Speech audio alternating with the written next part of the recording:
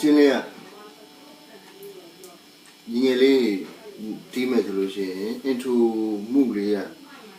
နှုတ်ထဲမှာလည်းပြထားတယ်ပထမ4 3 2 3 1 3 2 3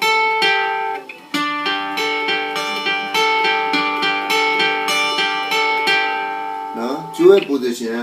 ကအဲ့ဒီအတိုင်းပဲကိုင်ရမယ့်ကောကတော့ G တပါး E minor တပါးကိုယူထားတာဆိုတော့G နှစ်ပါး E minor တပါးဟုတ်တယ်အဲ့လိုယူထားဆိုတော့သူ့ရဲ့ position လေးကဒီအတန်ကိုထွက်ဖို့အတွက်ကိုင်မယ်ဆိုလို့ရှိရင် D minor လိုမျိုးကိုင်လိုက်နော်ဒါ D ဒါကို D minor လိုလေးဖြုတ်လိုက်ရင် D minor နော်ဒီမှာ3ကျိုးရဲ့12ကွက်မြောက်ကိုလက်တန်းလေးနဲ့ပြီးလိုက်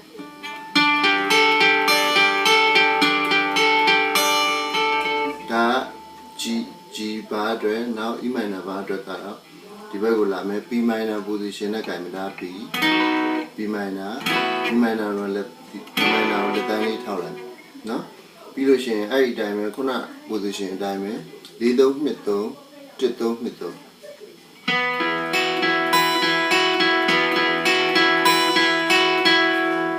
3ဒါလေးပဲ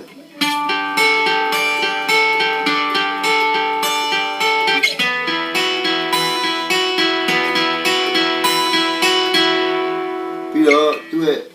rhythm lead guitar ဝင်တဲ့နေရာမှာဒီမှာ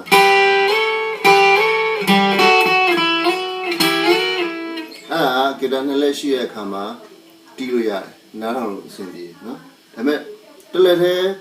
တီးရတဲ့အခါကျလို့ရှိရင်တွဲပြီးတော့